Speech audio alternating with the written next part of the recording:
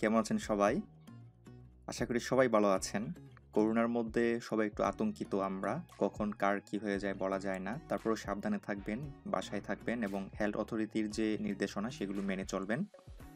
তো Sunil blog YouTube চ্যানেলের পক্ষ থেকে আমি সুনীল আবারও এই মাশরুমের একটা ভিডিও নিয়ে আসছি আপনাদের জন্য। এর আগে আমি দেখিয়েছিলাম যে মাশরুম ট্রেনিংটা আমরা নেব হচ্ছে সাভার থেকে। অবশ্যই আমাদের ট্রেনিংয়ের প্রয়োজন আছে শুরু করার আগে। তো ট্রেনিং শেষ করে আমি যখন ফিরে আসি তখন আমি এরকম স্পনের যে প্যাকেট সেগুলি নিয়ে আসছিলাম 6টা। তো প্রতিটার প্যাকেট নিয়েছিল আমার কাছ থেকে 16 টাকা করে। আপনারাও 16 টাকা বা 18 টাকার মধ্যে পেয়ে যাবেন। আর এটা নিয়ে এসে আপনারা যদি পারেন মাদার কালচারে এটাকে প্রতিস্থাপন করবেন, আর যদি সম্ভব না হয় তাহলে আপনারা এটাকে এভাবেই রেখে দিবেন। এখান থেকেই 3 বা 2 থেকে 3 সপ্তাহ পরই দেখবেন যে মাইসেলিয়াম চলে আসবে, তারপর এইভাবে বের হয়ে আসবে। তো আপনাদেরকে যেটা করতে হবে, আপনারা যদি মাদার কালচার করতে না পারেন, আপনারা চাইলে স্পোনগুলি এভাবে কোথাও থেকে কিনে নিয়ে আসবেন। নিয়ে আসার পরে আপনারা ওটাকে বসিয়ে দিবেন আপনাদের সুবিধা মতো জায়গায়। অবশ্যই ফ্যানের বাতাস যেন না লাগে। আপনারা যেটা চাষ করবেন ওটা তো আলাদা, ওটা স্পেশালভাবে সেই ঘরটা তৈরি করতে হবে অবশ্যই। আর যদি নিজের বাসায় আমার মতো এভাবে রাখতে চান সেই ক্ষেত্রে অবশ্যই ফ্যানের বাতাস থেকে দূরে রাখতে হবে, অর্থাৎ ফ্যানের বাতাস যেন কোনোভাবেই না লাগে। আর অবশ্যই ছায়াযুক্ত স্থানে রাখবেন। আর অবশ্যই যেন অক্সিজেনের ব্যবস্থা থাকে, কারণ মাশরুম হচ্ছে অক্সিজেন গ্রহণ করে আর কার্বন ডাই অক্সাইড ত্যাগ করে, ঠিক জীবের মতো, অর্থাৎ আমাদের মানুষের মতো বা অন্যান্য প্রাণীর মতো করেই তারাও অক্সিজেন গ্রহণ করে, কার্বন ডাই অক্সাইড ত্যাগ করে। যেই জন্য তাদের জন্য যে ঘরটা তৈরি করা হয় সেখানে উপরে 1 ফিট ফাঁকা রাখা হয়, আবার নিচে 1 ফিটের মতো ফাঁকা রাখা হয়। 6 ইঞ্চি রাখলেও হয়। আমি যেই সেটটা তৈরি করেছি সেখানে আমি 1 ফিট করে ফাঁকা রেখেছি যেন সমস্যা না হয়, এবং নিচে বালি দিয়েছি। ওটা আমি পরবর্তীতে দেখাবো আমার সেট এবং ওইখানে আমি যে চাষ করছি সেটা। তো আজকে আমি যেটা দেখাচ্ছি এটা হচ্ছে আমি বাসায় যেটা নিয়ে আসছিলাম টেস্ট করার জন্য সেটা। এখানে মূলত 2 থেকে 300 গ্রামের মতো স্পনের ওজনটা।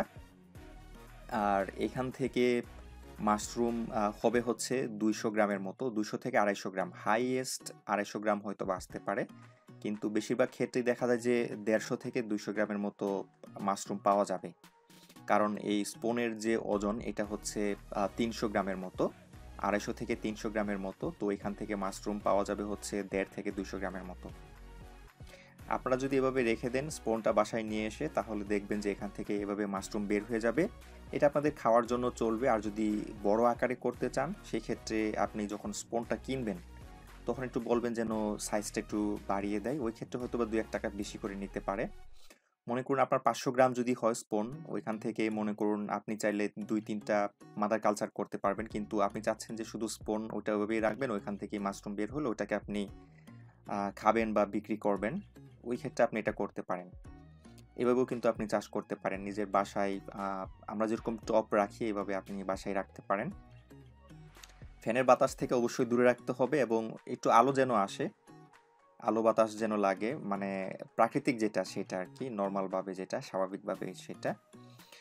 আর ফ্যানের বাতাসটা যদি লাগে তাহলে কিন্তু যখন প্রথম অঙ্কুরটা ছাড়ে, মানে প্রথম যখন বের হয় তখন কিন্তু ওইটা মরে যাবে, মানে শুকিয়ে মরে যাবে।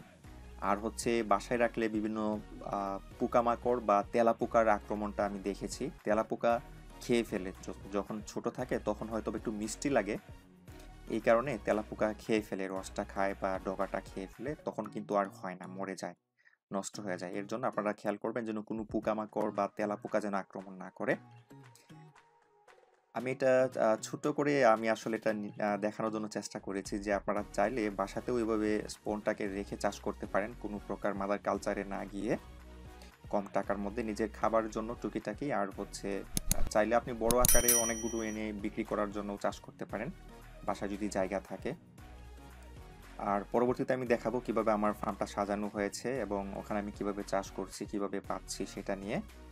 আজকে এ পর্যন্ত। যদি মাশরুম চাষ সম্পর্কে আপনাদের জানার থাকে বা ট্রেনিং এর যে ভিডিও আছে আমি ওটা দিয়েছি, আপনারা দেখে নেবেন।